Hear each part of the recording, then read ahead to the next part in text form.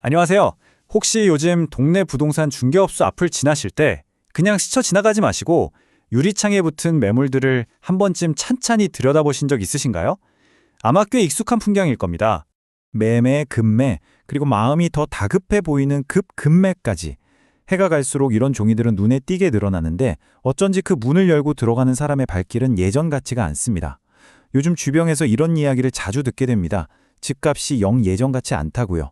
많은 분들이 이 장면을 보면서 이렇게 말씀하시죠. 요즘 경기가 안 좋아서 그렇지 금리만 좀 내려가면 다시 괜찮아질 거라고요. 하지만 오늘 우리가 나누려는 이야기는요. 그런 단기적인 경기 흐름에 대한 것이 아닙니다. 정부 정책 한두 개로 바꿀 수 있는 문제도 아니고요. 지금 대한민국 경제의 가장 깊은 곳에서는요. 아주 느리지만 한번 시작되면 되돌리기 어려운 거대한 변화가 이미 작동하고 있기 때문입니다. 그 변화의 이름은 바로 인구 구조이고 그 중심에는 은퇴가 있습니다. 대한민국의 고도 성장을 정말 온몸으로 이끌었던 세대죠. 1960년대에 태어나 80년대에 대학을 다녔던 586 세대와 1차 베이비붐 세대. 바로 지금 이 순간에도 매년 수십만 명씩 평생을 바친 직장을 떠나고 명함을 반납하며 조용히 집으로 돌아가고 있습니다. 이분들 정말 누구보다 치열하게 살아오셨습니다. IMF 외환위기, 글로벌 금융위기, 카드 대란, 부동산 폭락기까지 웬만한 국가적 위기는 온몸으로 다 버텨낸 세대입니다. 안 먹고 안 입고 아이들 학원비부터 먼저 내고 남은 돈으로 대출금 갚아가면서 평생에 걸쳐 겨우 아파트 한 채를 마련하셨죠. 맞습니다. 그분들에게 아파트는 그냥 벽돌과 시멘트로 지은 집이 아니었던 거죠. 그것은 전 재산이었고 은퇴 후의 삶을 책임져줄 유일한 연금이었으며 혹시 모를 일에 대비해서 자식에게 남겨줄 마지막 안전판이었습니다. 자, 이 숫자를 한번 자세히 들여다볼까요? 통계청 자료를 보면요. 대한민국 전체 가계 자산의 60% 이상을 50대와 60대가 가지고 있습니다. 그러니까 대한민국의 부는 지금 은퇴를 시작한 2세대의 손에 집중되어 있다는 뜻이죠. 근데 여기서 정말 중요한 건 그 부의 모양입니다. 자산의 70%에서 많게는 80%가 부동산, 그중에서도 지금 살고 있는 아파트 한 채에 전부 묶여 있다는 사실입니다. 당장 꺼내 쓸 수 있는 현금이나 주식 같은 금융자산 비중은 굉장히 낮아요.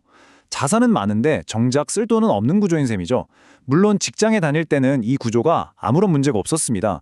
매달 꼬박꼬박 월급이 들어오니까 생활비를 쓰고 대출이자를 갚고도 여유가 있었고 오르는 집값은 아주 든든한 심리적 안정감을 주었죠. 하지만 이 모든 것을 가능하게 했던 단 하나의 전제, 바로 월급이 은퇴와 함께 하루아침에 사라집니다. 바로 은퇴하는 그날입니다. 수십 년간 고정적으로 들어오던 현금 흐름이 완전히 끊기는 거죠. 이제 수입이라고는 국민연금뿐입니다.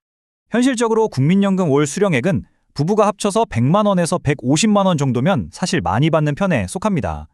이 돈으로 무엇을 할 수 있을지 한번 차분히 생각해보죠. 기본적인 생활비, 아파트 관리비, 각종 보험료, 자녀나 지인들의 경조사비. 여기에 혹시라도 배우자 중 한 명이라도 아프기 시작하면 현금 흐름은 정말 순식간에 무너져 내립니다. 바로 이때부터 평생을 바쳐 마련했던 그 아파트의 성격이 완전히 바뀌게 됩니다. 집은 더 이상 버티면 오르는 자산이 아니라 당장 생활비를 만들기 위해 팔아서 써야 하는 자산이 되는 겁니다. 여기서 시장에 등장하는 매물이 바로 생존 매물입니다. 더 높은 수익을 위한 투자 판단이 아니라 이번 달 생활비를 마련하기 위한 어쩔 수 없는 선택인 거죠.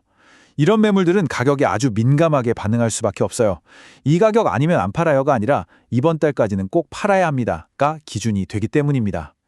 자, 이쯤에서 이런 의문이 자연스럽게 들 수밖에 없죠. 이렇게 집을 팔아야만 하는 사람들이 점점 늘어난다면 과연 그 집을 사줄 사람은 누구일까요? 이 질문에 대한 힌트를 얻기 위해 잠시 우리의 이웃나라를 들여다볼 필요가 있습니다.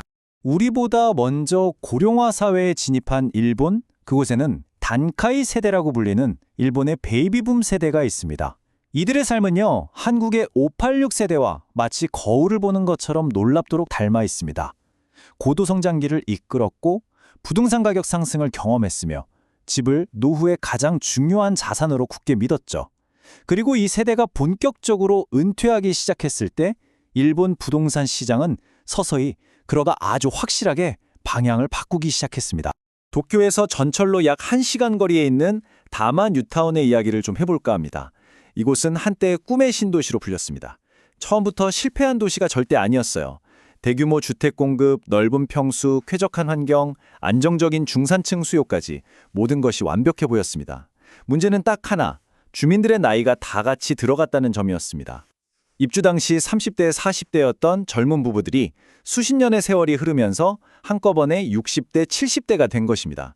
단카이 세대가 은퇴하면서 다마뉴타운에는 자연스럽게 매물이 늘어났습니다. 하지만 진짜 문제는 그 집을 사려는 젊은 세대가 없었다는 점이었습니다. 젊은 세대들은 직장이 있는 도심에서 너무 멀고 또 굳이 그렇게 넓은 집이 필요하지 않았기 때문에 외곽의 낡은 아파트 대신 도심의 작고 편리한 주거 공간을 선택했던 거죠. 그 결과는 냉정했습니다. 집값 하락을 넘어서 거래 자체가 실종되기 시작했어요. 팔고 싶어도 안 팔리는 집이 늘어났죠. 여기서 정말 중요한 지점은 가격이 조금 떨어진 게 아니라 시장 자체가 사라진 구간이 생겼다는 겁니다. 더 나아가 은퇴자들이 세상을 떠나면서 상속 문제가 터져나왔습니다. 집값은 이미 많이 떨어졌고 팔리지도 않는데 상속세는 현금으로 내야 했거든요.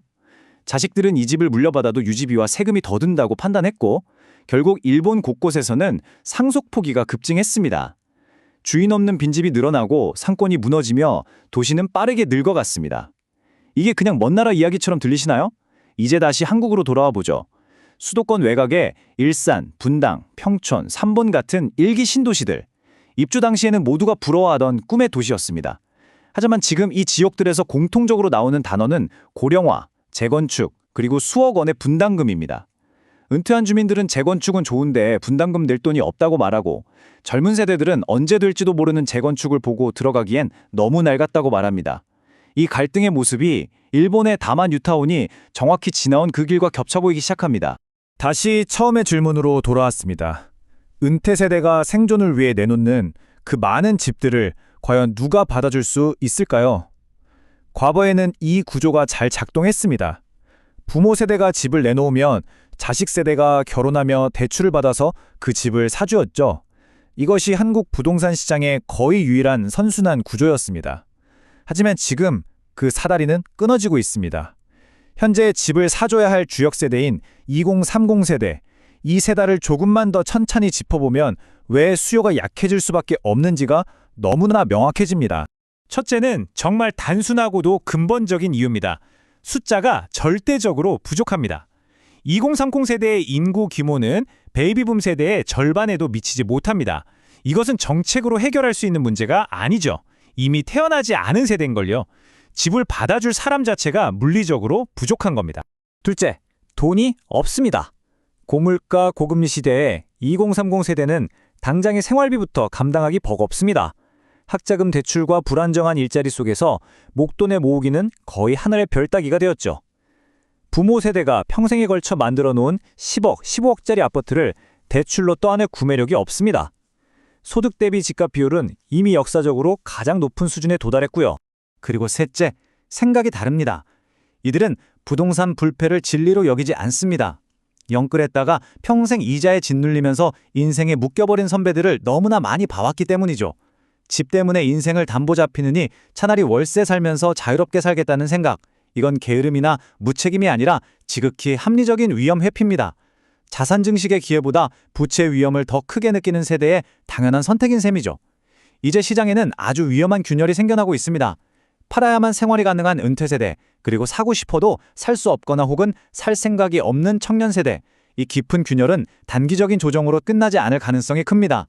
이 갈등은 단순히 경제 문제를 넘어서 이제는 사회 문제로 번지고 있습니다. 586 세대는 이 집이 내 인생이다. 집값이 떨어지면 내 노후는 끝이다. 정부는 어떻게든 집값을 지켜야 한다고 외칩니다.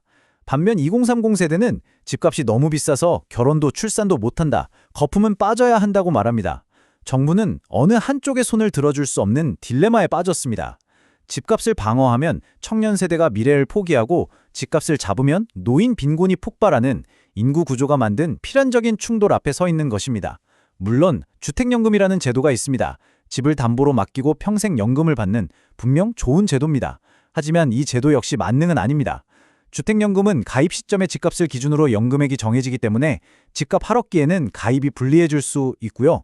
또 국가가 장기적으로 수많은 주택을 떠안게 되는데 언젠가 이 주택들을 시장에 다시 내놓게 된다면 그 자체가 거대한 공급 충격이 될 수도 있습니다.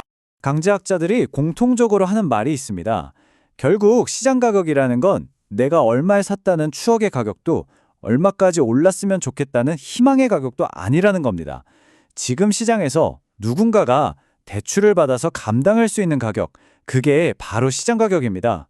지난 수십 년간 통했던 부동산 불패라는 신화는 인구가 계속 늘고 소득이 빠르게 증가하며 대출을 받기 쉬웠던 아주 특정 시대의 산물이었습니다. 하지만 이제 그 조건들은 모두 사라졌습니다. 인구는 줄고 소득 증가율은 둔화되었으며 대출 규제는 구조적으로 강화되었습니다. 사실 집값이 조금씩 빠지는 것은 시장이 감당할 수 있습니다. 진짜 위험한 것은요, 가격보다 거래가 사라지는 구간입니다. 팔고 싶은 사람 많은데 사려는 사람은 없고 가격을 내려도 거래 자체가 일어나지 않는 상태. 이 기간이 길어질수록 은퇴 세대의 압박은 커질 수밖에 없습니다. 왜냐하면 이분들에게 시간은 결코 편이 아니기 때문입니다. 건강은 기다려주지 않고 병원비는 계속해서 나가게 될 테니까요. 이제 가장 불편한 이야기를 해야 할지도 모릅니다. 많은 은퇴 세대가 마지막 보루처럼 생각하는 것, 바로 이 집은 자식에게 물려주면 된다는 믿음입니다. 하지만 지금의 구조 속에서는 이 생각이 가장 위험할 수 있습니다. 왜냐하면 자식 세대는 그 집을 유지할 능력이 없을 가능성이 크기 때문입니다. 매년 내야 하는 재산세와 종합부동산세, 관리비와 수리비, 그리고 막대한 상속세까지. 물려받는 자녀 입장에서 한번 생각해 볼까요? 집을 물려받는 것이 축복이 아니라 감당할 수 없는 부담이 되는 구조가 이미 만들어지고 있습니다. 일본에서 상속 포기가 폭증했던 이유가 바로 여기에 있습니다. 시대의 기순이 바뀌고 있습니다. 과거에는 자산의 가치가 중요했다면 앞으로의 시대는 그 자산이 매달 현금을 만들어주는가라는 질문이 더 중요해질 것입니다. 딱딱한 콘크리트 덩어리가 아니라 끊임없이 흐르는 현금, 즉 흐름이 중요해지는 시대인 거죠. 이 문제를 단순히 집값 상승과 하락의 문제로만 보면 우리는 이야기의 절반밖에 보지 못하는 것일지도 모릅니다. 이것은 우리의 노후, 우리 자녀 세대의 미래, 그리고 우리 사회의 갈등에 대한 거대한 이야기입니다. 그래서 이 이야기는 누구에게나 불편합니다. 은퇴를 앞둔 세대에게도, 미래를 준비하는 청년 세대에게도, 그리고 정체가 만들어야 하는 정부에게도 말이죠. 오늘 이 긴 이야기를 마무리하며 어떤 결론이나 예측을 내리기보다는 조용히 이 질문 하나를 남겨두고 싶습니다. 당신의 자산은 지금 당신을 든든하게 지켜주고 있습니까? 아니면 혹시 당신의 발목을 붙잡고 있습니까? 이런 흐름을 보면서 한 번쯤은 깊이 생각해 볼 문제일지도 모릅니다.